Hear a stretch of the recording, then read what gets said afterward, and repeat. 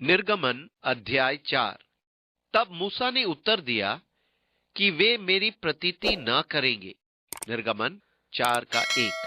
उसे अभी भी विश्वास नहीं हुआ। वे कहेंगे, किसने तुझे भेजा? ठीक है, परमेश्वर ने कहा, उनसे कहना तुम्हारे पितरों के यहोवा परमेश्वर ने भेजा है, जो तुम्हारे पितर अब्राहम, इसहाक, याकूब का परमेश्वर है। परंतु मूसा ने आपत्ति करने का दुस्साहस किया। वे मेरे विश्वास नहीं करेंगे और ना मेरी सुनेंगे, वरन कहेंगे कि यहोवा ने तुझको दर्शन नहीं दिया। यहोवा ने उससे कहा, तेरे हाथ में क्या है? वो बोला, लाठी। उसने कहा, उसे भूमि पर डाल दे। जब उसने उसे भूमि पर डाला, तब वो सर्प बन गई और मूसा उसके सामने से भागा। तब यहोवा ने मूसा से कहा, हाथ बढ़ाकर उसकी पूंछ पकड़ ले, कि वे लोग प्रतीति करें कि तुम्हारे पितरों के परमेश्वर, अर्थात इब्राहिम के परमेश्वर, इसहाक के परमेश्वर और याकूब का परमेश्वर यहोवा ने तुझको दर्शन दिया है। जब उसने हाथ बढ़ाकर उसको पकड़ा, तब वो उसके हाथ में फिर लाठी बन गई। फिर यहोवा ने उससे ये भी कहा कि अपना हाथ छाती पर रखकर ढांप। सो उसने अपना हाथ छाती पर रखकर ढांप लिया। फिर जब उसे निकाला, तब क्या देखा कि उसका हाथ कोढ़ के कारण हिम के समान श्वेत हो गया है। तब उसने कहा, अपना हाथ छाती पर फिर रखकर ढांप। उसने अपने हाथ छाती पर रखकर ढांप लिया, और जब उसने उसको छाती पर से निकाला, तब क्या देखता है कि वो फिर सारी देह के समान हो गया। तब यहोवा ने कहा, यदि वे तेरी बात का प्रतीति ना करें और पहले चिन्ह को ना माने, तो दूसरे चिन्ह की प्रतीति करेंगे। और यदि वे इन दोनों चिन्हों की प्रतीति ना करें और तेरी बात को ना माने, तब तू नील नदी से कुछ जल लेकर सूखी भूमि पर डालना, और जो जल तू नदी से निकालेगा वो सूखी भूमि पर लहू बन जाएगा। निर्गमन 4, 1 से 9 पद। इसलिए अब तू चिन्ह मांगता है। ठीक है, तू ऐसा सोचता है कि वे तेरा विश्वास नहीं करेंगे। जब तू वहां जाए और वे कहें, परमेश्वर ने तुझे नहीं भेजा है, तब तू उनके देखते अपनी लाठी भूमि पर डाल देना। जब ये सांप बन जाएगी और उनके पीछे सांप पड़ जाएगा, तब वे विश्वास करेंगे। यदि वे तब भी विश्वास न करें, तो अपना हाथ छाती में रखकर ढांप लेना और फिर निकालना। तब ये कोड़ी हो जाएगा और वे ये देखकर तुझसे दूर भागेंगे। तब तू अपना हाथ छाती में रखना, तो वो फिर देह के समान सामान्य बन जाएगा। इसलिए इन चिन्हों से लैस हो जा। मूसा ने यहोवा से कहा, हे मेरे प्रभु, मैं बोलने में निपुण नहीं, ना तो पहले था और ना जब से तू अपने दास से बातें करने लगा। मैं तो मुंह और जीभ का बंदा हूं। यहोवा ने उससे कहा, मनुष्य का मुंह किसने बनाया है?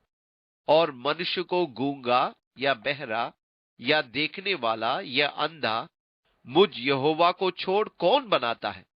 निर्गमन 4, 10 और 11 पद।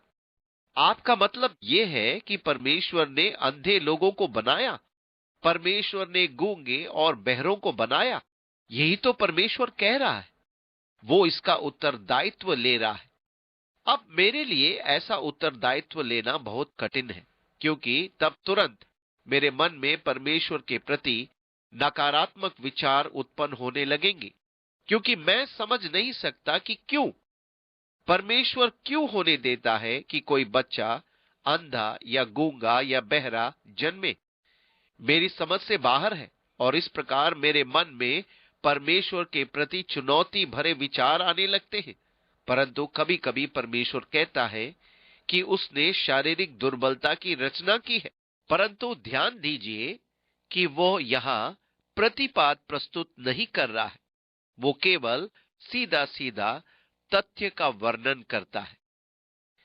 ये मेरे विश्वास की बड़ी चुनौतियों में से एक है। परंतु यदि मैं इस विडंबना पर विजय पा लेता हूं, तब मुझ में परमेश्वर के प्रति विश्वास बहुत अधिक बढ़ जाता है। और सत्य तो यह है कि ऐसी अडिग विश्वास जिसे कोई हिला न सके। यदि मैं केवल उस बात पर विश्वास रखूं जो मैं अपनी बुद्धि से समझ पाता हूं, तो वह विश्वास नहीं। जिसे मैं समझ नहीं पाता उस पर विश्वास करना विश्वास का वो कदम है जो परमेश्वर को आदर देता है। विश्वास बिना परमेश्वर को प्रसन्न करना अनहोना है। इब्रानियों 11:6।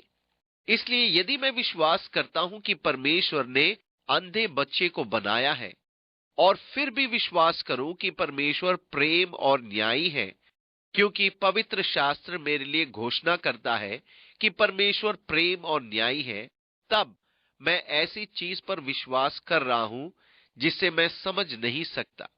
एक प्रेमी परमेश्वर कैसे एक अंधे बच्चे को सिरजेगा, मैं नहीं जानता, पर यह जानता हूं कि उसने सिरजा है।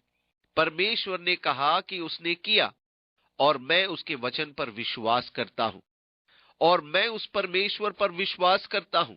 यद्यपि ये मेरे समझ से परे है और मैं इसे अंतर्ग्रहण नहीं कर पाता, तो भी मैं विश्वास करता हूं कि परमेश्वर प्रेम है।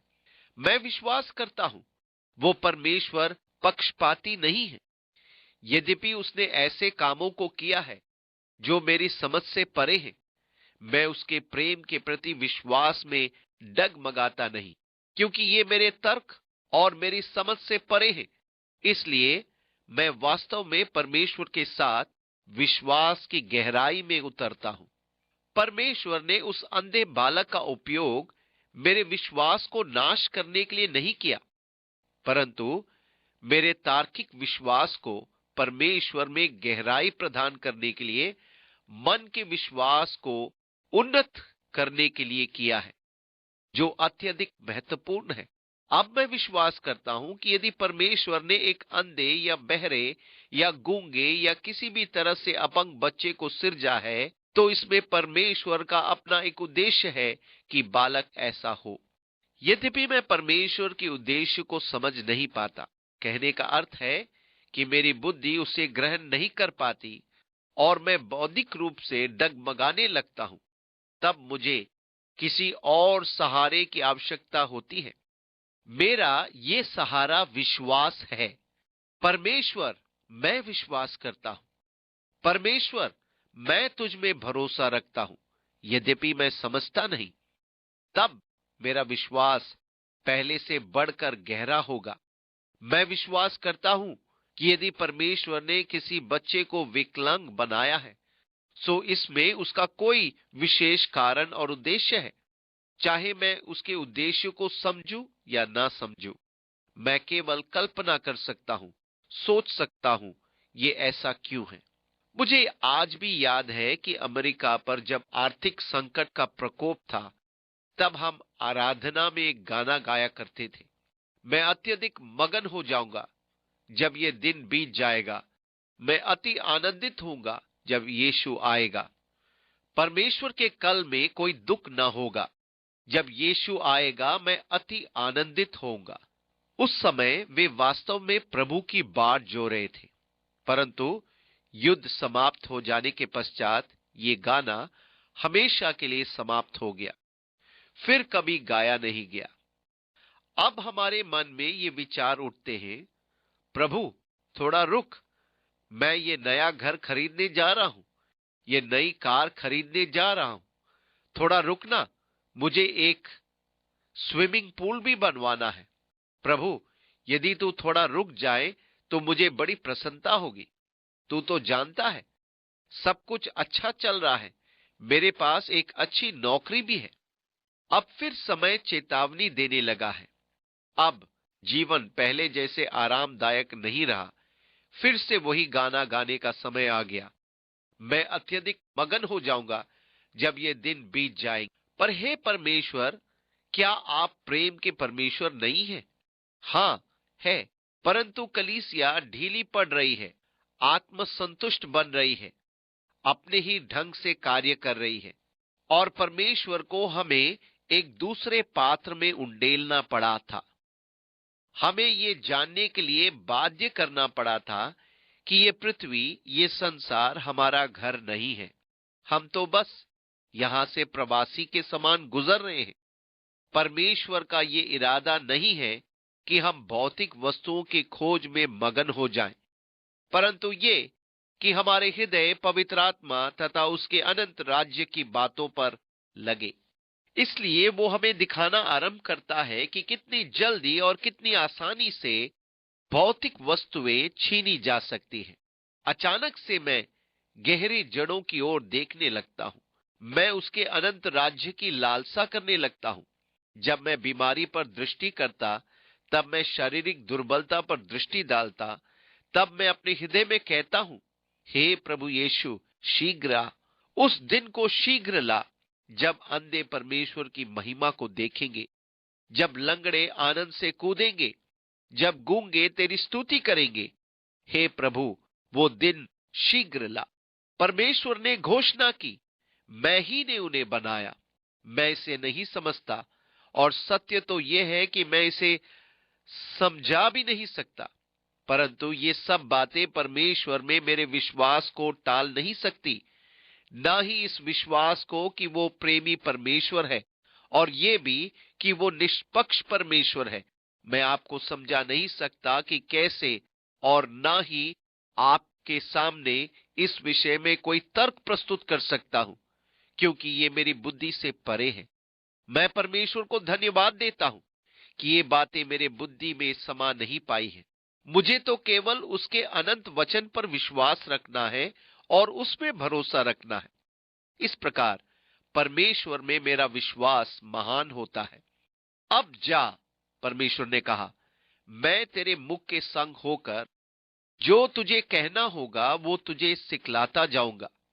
उसने कहा, हे मेरे प्रभु, जिसको तू चाहे उसी के हाथ से भेज। निर्गमन 4:12 और 13 पद। शाब्दिक अर्थ में मूसा ने कहा, हे प्रभु, कृपया किसी दूसरे को भेज दे। ये सब होने के बाद भी वे तो यही कहेंगे, किसने तुझे भेजा? मैं उनसे क्या कहूंगा? यहोवा ने कहा, बस ये कहना, इब्राहिम, इसहाक और याकूब के परमेश्वर यहोवा ने मुझे भेजा। परंतु प्रभु, वे मुझ पर विश्वास नहीं करेंगे। ठीक है, ये तेरे हाथ में क्या है? एक लाठी, उसका उपयोग कर। परंतु प्रभु, मैं ठीक से बोल नहीं सकता, मैं सुवक्ता नहीं हूं। ठीक है, मैं तेरे मुंह के साथ रहूंगा, मैं बोलने के लिए तेरे मुंह में वचन डालूंगा। प्रभु, किसी दूसरे जन को मेरे स्थान पर भेजने में आप बुरा तो नहीं मानेंगे? कोई ऐसा जन जो अनुभवी हो, परिपक्व हो। तब यहोवा का कोप मूसा पर भड़का और उसने कहा, क्या तेरा भाई लेवीय हारून नहीं है? मुझे निश्चय है कि वो बोलने में निपुण है और वो तुझसे भेंट करने को निकला आता है और तुझे देखकर मन में आनंदित होगा। इसलिए तू उसे ये बातें सिखाना, और मैं उसके मुख के संग और तेरे मुख के संग होकर जो कुछ तुम्हें करना होगा वो तुमको सिखलाता जाऊंगा। निर्गमन 4:14 और 15 पद। ठीक है, क्या तू ऐसे ही चाहता है? हारून तेरे संग जाएगा, वो ही तेरा प्रवक्ता होगा। ये परमेश्वर की इच्छा नहीं है? निस्संदेह उसने अनुमति दे दी थी। आगे चलकर आप देखेंगे कि हारून ठोकर का कारण बना था। ये परमेश्वर का सर्वोत्तम नहीं था। परमेश्वर आपको सबसे ऊंचा उठाना चाहता है, परंतु तभी जब आप उसे ऐसा करने दें, तब वो आपके लिए अपना सर्वोत्तम कार्य करेगा। अनेक बार मूसा के समान हम परमेश्वर को उसी चरण पर बांध देते हैं जहां से हमें वो ऊपर उठाना चाहता है। परमेश्वर मूसा को बहुत ऊंचा उठाना चाहता था। परमेश्वर उसके साथ रहता और उसकी सहायता करता। उसे हारून की आवश्यकता नहीं थी। आगे चलकर हम देखते हैं कि वो उसके बाधा बना। तो ऐसे ही चाहता है तो ठीक है, ऐसा ही कर। परंतु यहां सच्चाई यह है कि आप अपने जीवन में परमेश्वर के सर्वोत्तम से एक चरण नीचे हैं। परमेश्वर तो चाहता है कि वो आपको सबसे ऊंचे उठाए और जयवंत बनाए, परंतु संभावना ये हो जाती है कि आप अपनी उन्नति की सीढ़ी पर 2-3 चरण नीचे ही रह जाते हैं। परमेश्वर द्वारा सबसे ऊंचे उठाए जाने में आपकी अनिच्छा परमेश्वर के कार्यों को सीमित कर देती है। आपके जीवन में परमेश्वर के काम में रुकावट आ जाती है। परमेश्वर तब भी अत्यधिक प्रेमी और अनुग्रहकारी होता है। आप उसे जितना अधिक अपने आप को उठाने देंगे, उतना ही अधिक वो आपको ऊंचा उठाएगा और वो आपके लिए सर्वोत्तम कार्य करेगा। परंतु दुर्भाग्य से हम अपने जीवन में परमेश्वर के कार्यों में रुकावट उत्पन्न करते हैं, संसार से समझौता और विकल्प की खोज के द्वारा। यहोवा कहता है, ठीक है, तू हारून को चाहता है कि वो संग जाए, ठीक है, वही प्रवक्ता होगा। तू अपने वचन उसके मुंह में रखना और वो बोलेगा। पर फिर भी मैं तेरे ही मुंह में वचन डालूंगा और उसके मुंह में भी मैं तुझे सिखाऊंगा कि क्या करना है। और वो तेरी ओर से लोगों से बातें किया करेगा।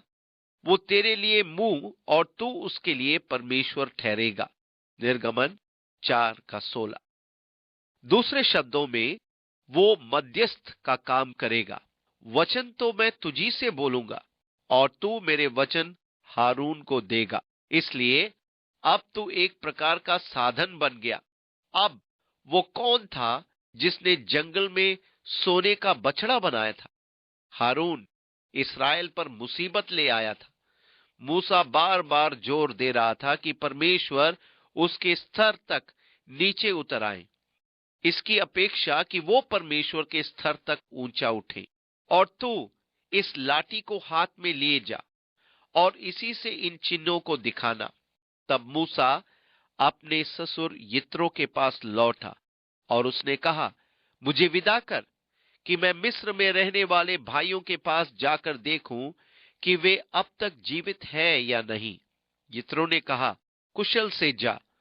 और यहोवा ने मिदान देश में मूसा से कहा, मिस्र को लौट जा, क्योंकि जो मनुष्य तेरे प्राण के प्यासे थे वे सब मर गए हैं।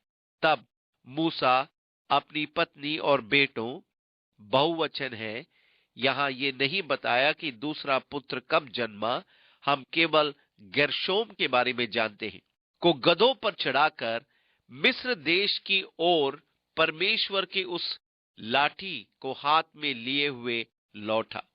और यहोवा ने मूसा से कहा, जब तुम मिस्र में पहुंचे तब सावधान हो जाना और जो चमत्कार मैंने तेरे वंश में किए हैं उन सबों को फिरौन को दिखलाना, परंतु मैं उसके मन को हठीला करूंगा और वो मेरी प्रजा को जाने ना देगा।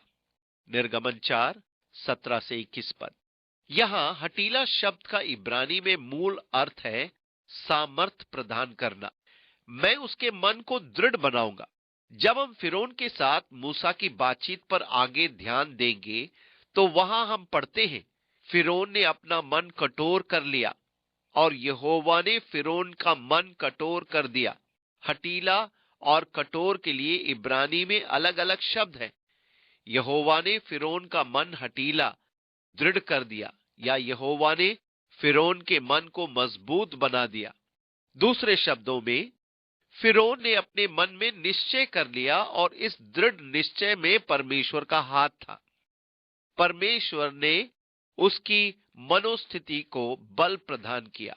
तू हठीला बनना चाहता है तो ठीक है, मैं तुझे हठीला बनने के लिए बल प्रदान करूंगा, जिससे कि मैं तुझे एक अच्छा सबक सिखाऊं। यही तो इसका भाव अर्थ है। तू कठोर बनना चाहता है, ठीक है।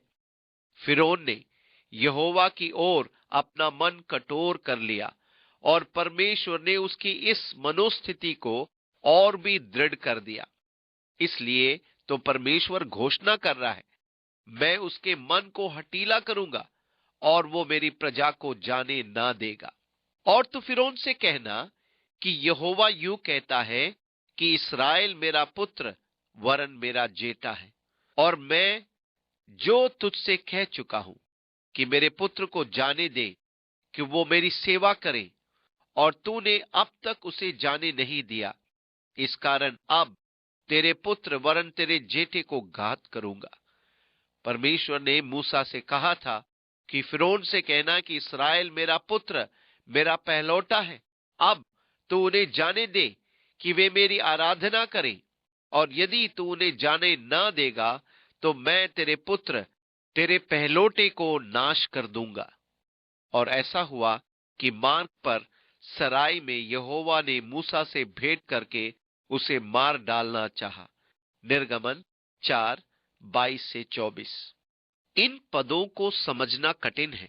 एक और तो यहोवा मूसा से कहता है मिस्र को जा। मूसा मिस्र को जा रहा था कि यात्रा के बीच सराय में जहां वो ठहरा था, परमेश्वर उसे भेंट करने आया और उसे मार डालना चाहा। क्या हुआ मैं नहीं जानता। हो सकता है कि उसे दौरा पड़ा हो। ये एक दिलचस्प बात है कि उसकी पत्नी जानती थी कि ये सब क्या था और क्यों हो रहा था। ये भी हो सकता है कि पुत्रों को लेकर उसकी पत्नी और उसमें झगड़ा हुआ हो। आपको ध्यान होगा कि परमेश्वर ने 8वें दिन इब्री बालकों के खतना किए जाने का आदेश दिया था। खतना इन लोगों का परमेश्वर के साथ वात्सल्य के रिश्ते का चिन्ह था। उन्हें ऐसा लोग होना था जो आत्मा के चलाए चले, शरीर के पीछे ना चले। इसलिए खतना की विधि ठहराई गई थी। ये उस बात का खुला चिन्ह था कि अब ये परमेश्वर के लोग पहचाने जाएं, परमेश्वर के साथ वाचा के रिश्ते का चिन्ह। जब मूसा मिदान देश को गया था और वहां के महायाजक यित्रो की बेटी सिपोरा से विवाह किया, तब उनके गेर्शोम नामक पुत्र हुआ था। तब संभवतः उसने कहा था हमें बालक का खतना करना चाहिए। ओह, तुम मेरे पुत्र का अंग भंग करना चाहते हो। उसने मूसा का विरोध किया होगा और मूसा इतने दबाव में आ गया होगा कि उसने सोचा जाने दो, नहीं करते। उस समय उसने अपने पुत्र का खतना नहीं किया था, पर अपनी पत्नी की बातों में आ गया होगा। वैसे भी वो अत्यंत विनम्र था। पर जब परमेश्वर ने मूसा से सराय में भेंट की और उसे मार डालना चाहा, तब हो सकता है कि उसकी पत्नी इसका कारण समझ गई हो। परमेश्वर कैसे मार डालना चाहता था ये तो पवित्र शास्त्र में स्पष्ट नहीं है, और ना ही मैं इस पर अपनी बुद्धि से टिप्पणी करना चाहूंगा। परमेश्वर के भेद कोई नहीं जानता। तब सिपोरा ने एक तेज चकमक पत्थर लेकर अपने बेटे की खलड़ी को काट डाला और मूसा के पांव पर यह कहकर फेंक दिया, निश्चय तू मेरे लिए लहू बहाने वाला मेरा पति है। निर्गमन 4:25। यद्यपि सिपोरा इस मामले पर क्रोधित थी, परंतु फिर भी उसने समझदारी से काम किया, इस्राएल के परमेश्वर का आदर किया और पति की गलती को सुधारने के लिए बालक का खतना किया। परंतु इसके प्रति अपने मन की कड़वाहट को उसने प्रकट आवश्यक किया। तब यहोवा ने उसको छोड़ दिया और उसी समय खतने के कारण वो बोली, तू लहू बहाने वाला पति है। निर्गमन 4:26। मूसा परमेश्वर की वाचा के लोगों को मिस्र देश से छुड़ाने जा रहा है, पर स्वयं उसने अपने पुत्र को खतना ना करके वाचा के चिन्ह को पूरा नहीं किया।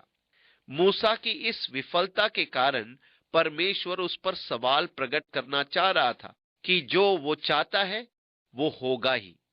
मूसा की पत्नी ने अकस्मात ही जान लिया कि परमेश्वर क्या चाहता है, परंतु उसने इस काम के लिए मूसा को ही दोष दिया और रोष प्रकट करती रही। तब यहोवा ने हारून से कहा, मूसा से भेंट करने को जंगल में जा। वो गया और परमेश्वर के पर्वत के पास उसे मिला और उसको चूमा। तब मूसा ने हारून को यह बतलाया कि यहोवा ने क्या क्या बातें कहकर उसको भेजा है और कौन कौन से चिन्ह दिखलाने की आज्ञा उसे दी है। तब मूसा और हारून ने जाकर इस्राएलियों के सब पुरनियों को इकट्ठा किया और जितनी बातें यहोवा ने मूसा से कही थी वो सब हारून ने उन्हें सुनाई और लोगों के सामने वे चिन्ह भी दिखलाए और लोगों ने उनका प्रतीति की। और ये सुनकर कि यहोवा ने इसराइलियों की सुधि ली और उनके दुखों पर दृष्टि की है, उन्होंने सिर झुकाकर दंडवत किया। निर्गमन 4:27 से 31 पद। यहां छुटकारे की बात का आरंभ होते ही वे सब उत्तेजित हो उठे। उन्होंने सिर झुकाकर दंडवत की।